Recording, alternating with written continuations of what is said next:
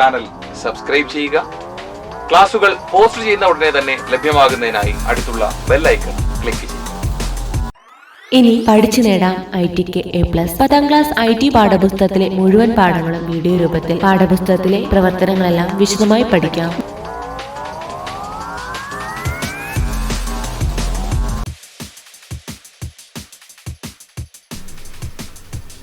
ഒൻപതാം ക്ലാസ്സിന്റെ 6ാമത്തെ അധ്യായം വിവര വിശകലനം കമ്പ്യൂട്ടർ എന്നാണ്. Data analysis in computer. തുറക്കേണ്ടുന്ന software application Office Libre Office Calc. ഇതൊരു സ്പ്രെഡ്ഷീറ്റ് സോഫ്റ്റ്വെയർ ആണ്. തുറക്കുക.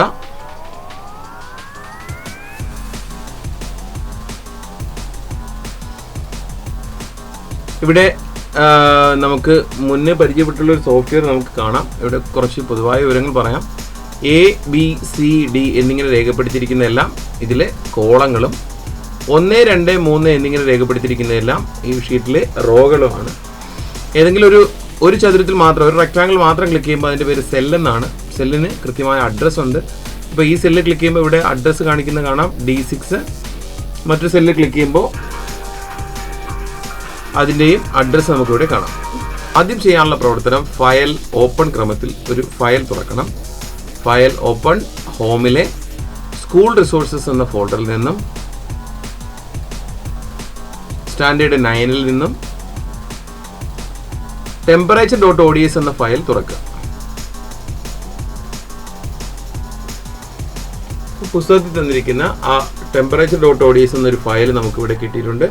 ഈ ഫയലിനെയാണ് നമുക്ക് എഡിറ്റ് ചെയ്യേണ്ടത്. ഇപ്പോൾ ഇന്ത്യയിലെ പ്രധാനപ്പെട്ട കുറേ സ്ഥലങ്ങളിലെ മാക്സിമം ടെമ്പറേച്ചറും മിനിമം ടെമ്പറേച്ചറുമാണ് നൽകിയിരിക്കുന്നത്. ഇതുമായിട്ട് ബന്ധപ്പെട്ട കുറേ പ്രവർത്തനങ്ങളാണ് ഈ പാഠത്തിൽ നമ്മൾ ചർച്ച ചെയ്യുന്നത്. ഈ ഷീറ്റിനെ എഡിറ്റ് ചെയ്യുന്നതോടുകൂടി ആ സ്പ്രെഡ്ഷീറ്റിനെ പറ്റിയുള്ളൊരു കൃത്യമായ ഐഡിയ കിട്ടുന്ന രീതിയിലാണ് പാഠം മുന്നോട്ട് പോകുന്നത്. ആദ്യത്തെ പ്രവർത്തനമായിട്ട് ചെയ്തിരിക്കുന്നത് ഇപ്പോൾ മാക്സിമം ടെമ്പറേച്ചർ മിനിമം ടെമ്പറേച്ചർ എന്നിവ നൽകിയിട്ടുണ്ട്. ആദ്യത്തെ പ്രവർത്തനം നമുക്കിവിടെ ഒരു ശരാശരി ടെമ്പറേച്ചർ കണ്ടെത്തുക. അതിന് ഹെഡിങ് ടൈപ്പ് ചെയ്യുക.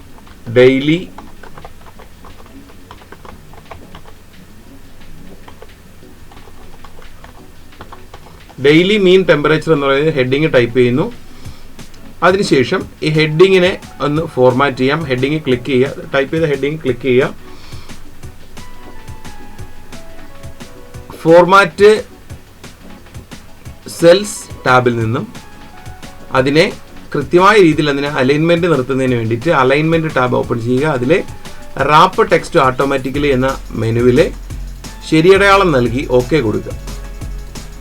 ഇപ്പോൾ ഒരു വരിയിൽ നിന്നത് കൃത്യമായി ആ സെല്ലിനുള്ളിലായിട്ട് ഒതുക്കുന്നത് കാണാം. ഫോണ്ടിൻ്റെ വലിപ്പം 11 ആക്കുന്നു. ഫോണ്ട് ബോൾഡ് ആക്കുക. അതിനുശേഷം ഈ കോളം ടെമ്പറേച്ചർ പിരിഞ്ഞാണ് രണ്ടാം വാചകമായിട്ട് നിൽക്കുന്നത്. അതിനെ ഒരുമിച്ചാക്കാൻ EF എന്നീ സെല്ലുകൾ വേർതിരിക്കുന്ന ഭാഗത്ത് മൗസ് പോയിന്റർ എത്തിച്ച് ഡ്രാഗ് ചെയ്യുക. ഇപ്പോൾ അത് മധ്യത്തായിട്ട് വന്നു. ഈ സെല്ലിനെ സെൻറ്റർ അലൈൻ ചെയ്യുക. ഇതാണ് ആദ്യത്തെ പ്രവർത്തനം. ഇവിടെ ഒന്നാമത്തെ റിസൾട്ട് വരേണ്ടുന്ന ഒന്നാമത്തെ കോളത്തിൽ ക്ലിക്ക് ചെയ്യുക. അവിടെ ഇപ്രകാരം ടൈപ്പ് ചെയ്യണം. സമ്മ് ബ്രാക്കറ്റ് ഓപ്പൺ ചെയ്യുക. ആദ്യ പ്രവർത്തനം ഈ 2 സെല്ലുകളിലെ തന്നിരിക്കുന്ന ഡേറ്റയുടെ സം എടുത്ത് അതിൻ്റെ ശരാശരി എടുക്കുക എന്നുള്ളതാണ്. അതിന് ആദ്യത്തെ സെല്ലിൻ്റെ അഡ്രസ്സ് ടൈപ്പ് ചെയ്യുക. C2 എന്നാണ് സെല്ലിൻ്റെ അഡ്രസ്സ്. അവിടെ C2 എന്ന് ടൈപ്പ് ചെയ്യുക. ക്യാപിറ്റൽ ടൈപ്പ് ചെയ്യണം. കോളൻ നൽകുക. അടുത്തത് D2 ബ്രാക്കറ്റ് ക്ലോസ്. ഇപ്പോൾ കൊടുത്തിരിക്കുന്ന നിർദ്ദേശം ഈ സെല്ലിൽ വേണ്ടത് തുക എടുക്കണം.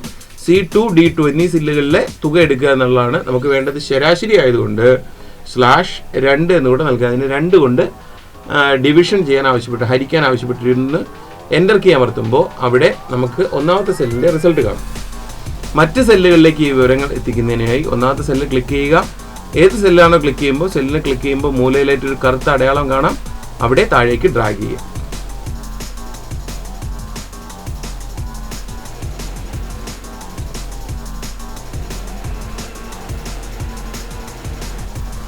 ഇപ്പോൾ എല്ലാ സെല്ലുകളിലേക്കും ആ വിവരങ്ങൾ എത്തിയിരിക്കുന്നത് ശ്രദ്ധിക്കുക. ഇതിനെ സെൻട്രൽ അലൈൻ ചെയ്യാം. അടുത്ത പ്രവർത്തനം നമ്മൾ കണ്ടെത്തിയ ശരാശരി ടെമ്പറേച്ചറിന് നമുക്ക് ഡെസിമൽ പ്ലേസസിലാണ് തന്നിരിക്കുന്നത്. അതായത് ദശാംശ സ്ഥാനങ്ങളുണ്ട്. നമുക്ക് ആ ദശാംശ സ്ഥാനങ്ങൾ ഒഴിവാക്കി ഈ സംഖ്യകൾ നമുക്ക് റൗണ്ട് ചെയ്യാം. അതിനായി ഹെഡിങ് ടൈപ്പ് ചെയ്യുക.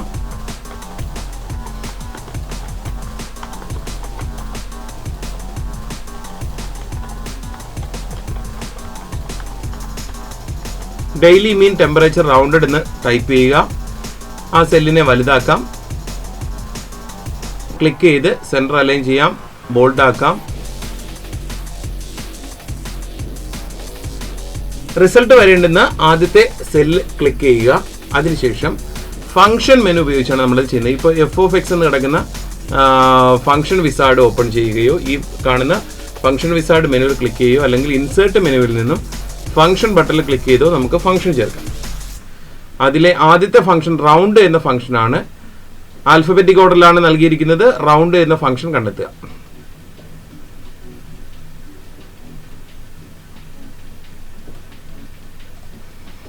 നെക്സ്റ്റ് ബട്ടണിൽ ക്ലിക്ക് ചെയ്യുക.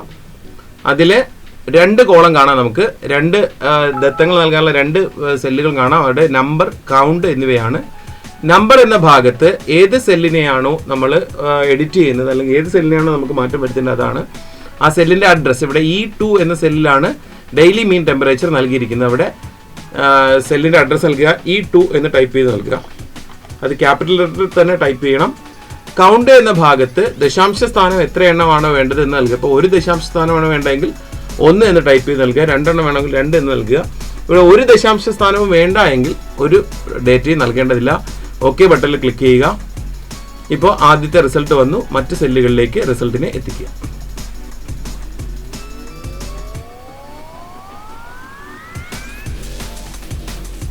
സെൻട്രൽ അലൈൻ ചെയ്യുന്നു. മൂന്നാമത്തെ പ്രവർത്തനം ഈ തന്നിരിക്കുന്ന വിവരങ്ങളുടെ അടിസ്ഥാനത്തിൽ, അതായത് ഒരു 25 ഡിഗ്രിയിൽ കുറവ് ടെമ്പറേച്ചറുള്ള സ്ഥലങ്ങളിൽ കൂൾ ടെമ്പറേച്ചർ എന്നും അല്ലാത്ത സ്ഥലങ്ങളിൽ വാം ടെമ്പറേച്ചർ എന്നും നൽകുക എന്നുള്ളതാണ് ആവശ്യപ്പെട്ടിരിക്കുന്നത്. അതിനായി നമുക്ക് ആ ഹെഡിങ് ടൈപ്പ് ചെയ്യാം. ക്ലൈമറ്റ് എന്ന് ടൈപ്പ് ചെയ്യുന്നു.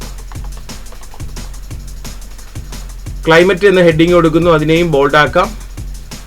ഒന്നാമത്തെ റിസൾട്ട് വരാനുള്ള ഒന്നാമത്തെ സെല്ലിൽ ക്ലിക്ക് ചെയ്യുക. നമുക്ക് ഇവിടെയും ഫംഗ്ഷനാണ് വേണ്ടത്. ഫംഗ്ഷൻ വിസാർഡ് ഓപ്പൺ ചെയ്യുന്നു. ആ ഫംഗ്ഷന്റെ പേര് ഇഫ് എന്ന ഫംഗ്ഷനാണ്. ഇഫ് എന്ന ഫംഗ്ഷൻ ഡ്രാഗ് ചെയ്ത് കണ്ടെത്തുക. ഇഫ്.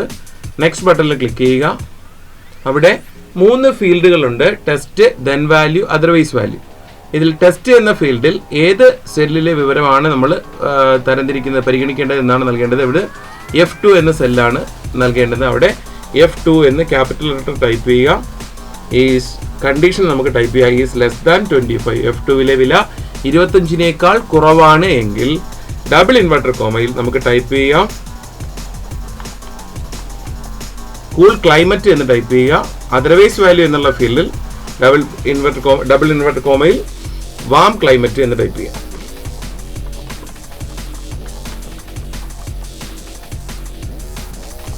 ഇപ്പോൾ 2 വിവരങ്ങളുടെ അടിസ്ഥാനത്തിൽ, ഇപ്പോൾ ഒന്നുകിൽ കൂൾ ടെമ്പറേച്ചർ അല്ലെങ്കിൽ വാം ക്ലൈമറ്റ്, കൂൾ ക്ലൈമറ്റ് അല്ലെങ്കിൽ വാം ക്ലൈമറ്റ് എന്ന 2 വിവരങ്ങളുടെ അടിസ്ഥാനത്തിൽ നമുക്ക് ഇതിനെ തരംതിരിക്കാൻ ഈ സങ്കേതം ഉപയോഗിക്കാം. ഓക്കെ ബട്ടണിൽ ക്ലിക്ക് ചെയ്ത് കഴിഞ്ഞാൽ ഒന്നാമത്തേൽ റിസൾട്ട് വന്നു. സെല്ലിനെ വലുതാക്കുക. മറ്റ് സെല്ലുകളിലേക്ക് ഡേറ്റ എത്തിക്കാനായി ആ പ്ലസ് അടയാളത്തിൽ താഴേക്ക് ഡ്രാഗ് ചെയ്യാം. ഇപ്പോൾ കൂൾ ക്ലൈമറ്റും വാം ക്ലൈമറ്റും 2 സെല്ലുകളിലായിട്ട് വന്നിരിക്കുന്നത്, ഇപ്പുറത്തെ സെല്ലിന്റെ അടിസ്ഥാനത്തിൽ വന്നിരിക്കുന്നത് നമുക്ക് കാണാം. മറ്റൊരു വിവരമാണ് വേണ്ടത്. ഇപ്പോൾ ഉദാഹരണമായിട്ട് ഈ ക്ലൈമറ്റിന്റെ അടിസ്ഥാനത്തിൽ നമുക്ക് തരംതിരിക്കുമ്പോൾ 3 വിവരങ്ങൾ നമുക്ക് ആവശ്യമുണ്ടെങ്കിൽ, ഉദാഹരണമായിട്ട് ഒരു തണുത്ത ക്ലൈമറ്റ്, ഒരു ഇടത്തരം ക്ലൈമറ്റ്, ചൂടായ ക്ലൈമറ്റ് എന്നിങ്ങനെ 3 വിവരങ്ങളാണ് വേണ്ടതെന്നുണ്ടെങ്കിൽ പുസ്തകത്തിൽ തന്നിരിക്കുന്ന ഒരു ഡേറ്റയെ നമ്മൾ പരിഗണിക്കുക.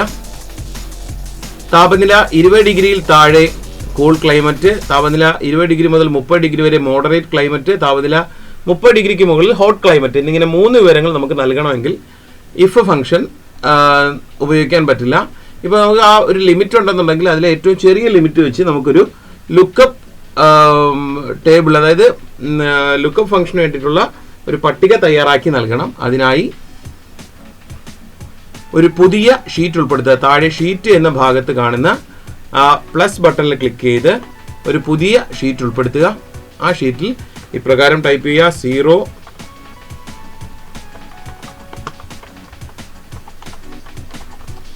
കൂൾ ക്ലൈമറ്റ് 20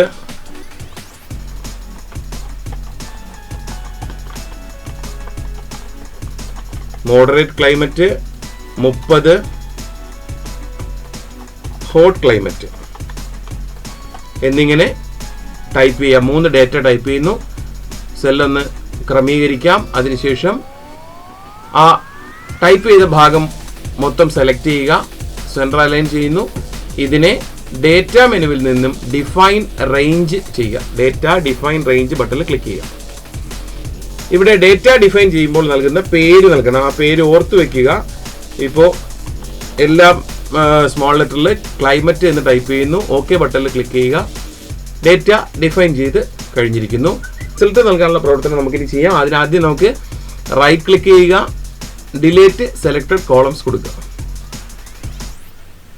അപ്പോൾ ആ കോളത്തിലുള്ള വിവരങ്ങളെല്ലാം മാഞ്ഞു പോയിരിക്കുന്നത് കാണുക. ഒന്നാമത്തെ കോളത്തിൽ ടൈപ്പ് ചെയ്യുക ക്ലൈമറ്റ് എന്ന ഹെഡിങ് നൽകുന്നു. സെൻറ്റർ അലൈൻ ചെയ്യാം, ബോൾഡ് ചെയ്യുന്നു. റിസൾട്ട് വരേണ്ടുന്ന ഭാഗത്ത് ഫംഗ്ഷൻ ഇൻസേർട്ട് ചെയ്യുക. ഈ ഫംഗ്ഷന്റെ പേര് ലുക്കപ്പ് എന്നാണ്.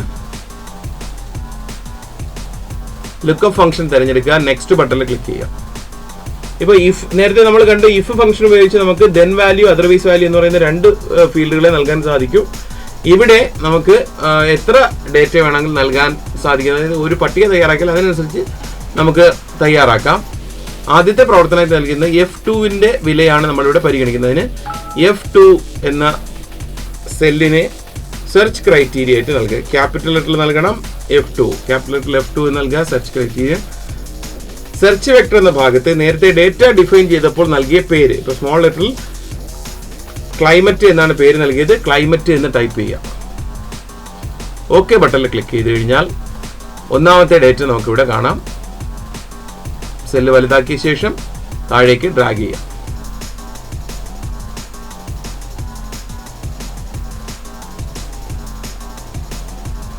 ഈ 60 സെല്ലുകളിലെയും ആ വിവരങ്ങൾ നമുക്കിവിടെ ലഭ്യമായിട്ടുണ്ട്.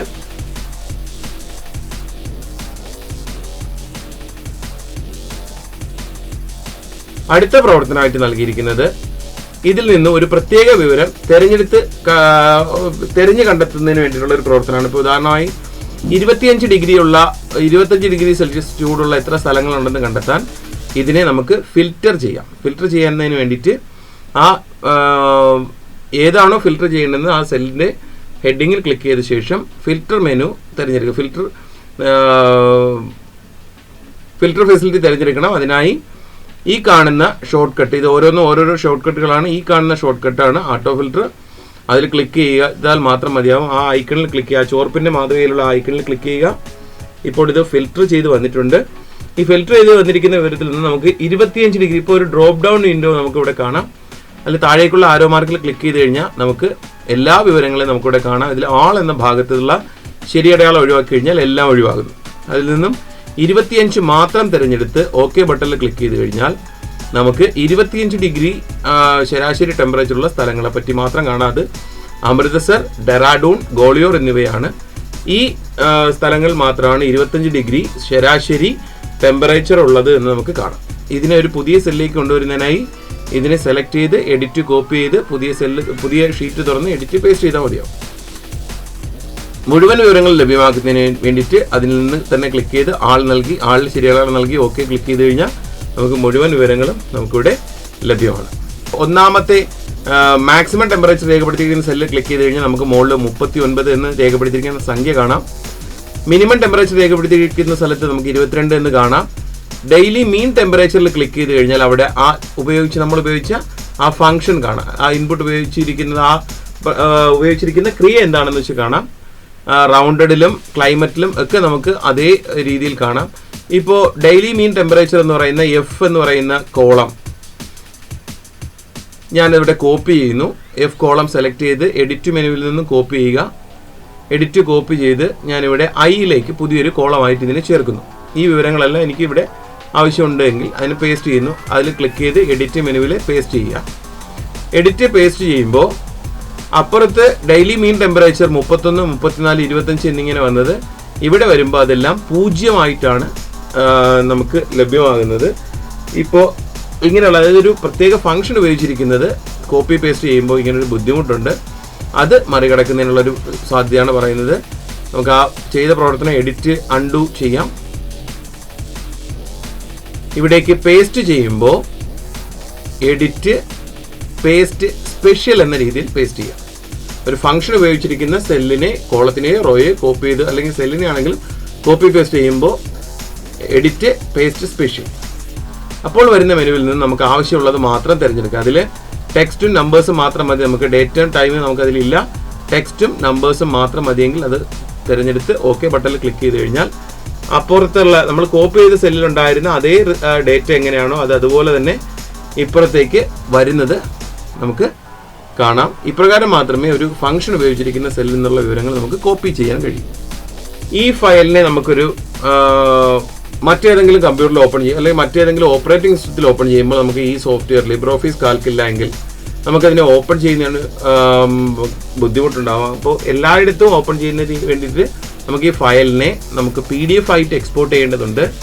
അതിനുള്ള എളുപ്പ വഴി ഈ കാണുന്ന PDF ഐക്കണിൽ ക്ലിക്ക് ചെയ്ത് നമുക്ക് എക്സ്പോർട്ട് ചെയ്യാം. അതിനു മുമ്പായി ഈ ഫയലിനെ ആദ്യം സേവ് ചെയ്യുക. സേവ് ചെയ്യുമ്പോൾ ഒറിജിനൽ ഫയൽ സേവ് ചെയ്യരുത്, ഫയൽ സേവാസ് ക്രമത്തിൽ മാത്രം സേവ് ചെയ്യുക. ഫയൽ സേവാസ് ക്രമത്തിൽ അതിനെ സേവ് ചെയ്യുക. ഫയൽ സേവാസ് ഹോമിൽ സ്റ്റുഡൻസ് വർക്ക് 9 ഫോൾഡറിൽ സേവ് ചെയ്യുക.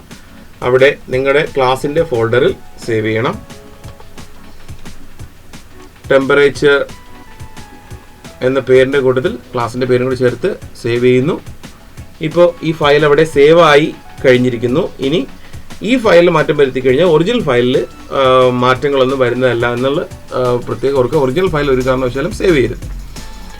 ഇനി ഇതിനെ നമുക്കൊന്ന് PDF ആക്കി മാറ്റാം. PDF ആക്കി മാറ്റുമ്പോൾ നമുക്ക് ശ്രദ്ധിച്ചാൽ മനസ്സിലാവുന്ന 1-2 കാര്യങ്ങളുണ്ട്. ഇതിൽ ഇവിടെ കുറച്ച് വരകൾ കട്ടി കൂടി നിൽക്കുന്നുണ്ട്. ഇവിടെ ഈ വര, അതായത് Eക്കും Fനും ഇടയിലുള്ള ഈ ഒരു വര, Kക്കും Lനും ഇടയിലുള്ള ഈ ഒരു വര. അപ്പോൾ പേജുകളെ ക്രമമായിട്ട് നൽകിയിരിക്കുന്നതാണ് ഇവിടെ. പേജിൻ്റെ ഓറിയൻറ്റേഷൻ ഇവിടെ ഒരു വലിയൊരു പ്രശ്നമാണ്. അതായത് പേജ് തയ്യാറായി വരുമ്പോൾ, PDF ആയിട്ട് വരുമ്പോൾ പേജ് എങ്ങനെയാണ് കാണുന്നത് നമുക്ക് നോക്കാം. അതിന് ഫയൽ മെനുവിലെ പ്രിന്റ് പ്രിവ്യൂ ഓപ്ഷൻ നൽകിയാൽ മതി. ഫയൽ പ്രിന്റ് പ്രിവ്യൂ നൽകി കഴിഞ്ഞാൽ നമുക്കിവിടെ കാണാം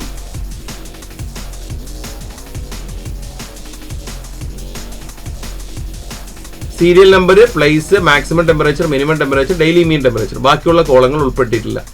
അപ്പോൾ ഇതിനെ പ്രിന്റ് പ്രിവ്യൂവിൽ നിന്ന് തിരിച്ചു പോകാനായി ക്ലോസ് പ്രിവ്യൂ ബട്ടണിൽ ക്ലിക്ക് ചെയ്താൽ ഈ കാണുന്ന ക്ലോസ് പ്രിവ്യൂ ഇവിടെ. അപ്പോൾ ഈ വരകൾക്ക് അപ്പുറം ഇപ്പുറമായിട്ടാണ് ഷീറ്റുകളെ വേർതിരിച്ചിരിക്കുന്നത്. അപ്പോൾ ആ പ്രശ്നം പരിഹരിക്കാനായി ഫോർമാറ്റ് പേജ് ടാബിൽ നിന്നും പേജ് ഓപ്ഷനിലെ ലാൻഡ്സ്കേപ്പ് തിരഞ്ഞെടുക്കുക.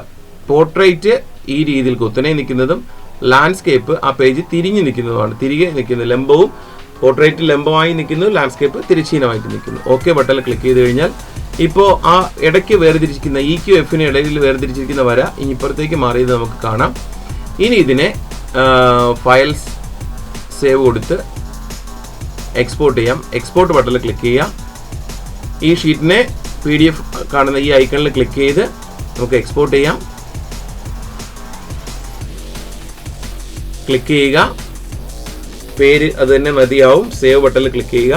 ഇപ്പോൾ അത് PDF ആയിട്ട് മാറിയിട്ടുണ്ടാവും. നമുക്ക് ആ ഫയൽ പരിശോധിച്ച് നോക്കാം. പ്ലേസസിലെ ഹോം ഫോൾഡറിൽ A ഡിവിഷനിൽ ടെമ്പറേച്ചർ A എന്ന ഫയൽ നമുക്ക് PDF റീഡറിൽ ഓപ്പൺ ചെയ്ത് നോക്കി കഴിഞ്ഞാൽ നമുക്കിവിടെ കാണാം. നമുക്ക് ആവശ്യമായ വിവരങ്ങളെല്ലാം ഒരു 3 ഷീറ്റിലായിട്ട് നമുക്ക് വിവരങ്ങളെല്ലാം വന്നിരിക്കുന്നത് കൃത്യമായി മനസ്സിലാക്കാം. ഇതിലേക്ക് ഒരാൾ ഇപ്പോൾ ഈ ഷീറ്റ് ഓപ്പൺ ചെയ്യുന്ന മറ്റൊരു കുട്ടി ഇതിലേക്ക് ഒരു പുതിയ വിവരം ടൈപ്പ് ചെയ്ത് കഴിഞ്ഞു. ഇപ്പോൾ ഉദാഹരണമായിട്ട് ഇപ്പോൾ സെലക്ട് ചെയ്തിരിക്കുന്ന സെല്ല് D4 എന്ന സെല്ലിലെ വില 16 എന്നതിന് പകരം 20 എന്ന് ടൈപ്പ് ചെയ്ത് എൻ്റർ കീ അമർത്തി അല്ലെങ്കിൽ മാറ്റി ക്ലിക്ക് ചെയ്ത് കഴിഞ്ഞാൽ ഇവിടെ മീൻ ടെമ്പറേച്ചറും ഡെയിലി മീൻ ടെമ്പറേച്ചറും ബാക്കിയെല്ലാം മാറ്റം വരുന്നത് കാണാം. അപ്പോൾ അത് സംഭവിക്കാതിരിക്കാൻ വേണ്ടിയിട്ട് 16 എന്നത് തന്നെ നിലനിർത്തിക്കൊണ്ട് മറ്റൊരാൾ നമ്മൾ തയ്യാറാക്കുന്ന ഡേറ്റ മറ്റൊരാൾ എഡിറ്റ് ചെയ്യാതിരിക്കുന്നതിന് നമുക്കിതിനെ പ്രൊട്ടക്റ്റ് ചെയ്യാം.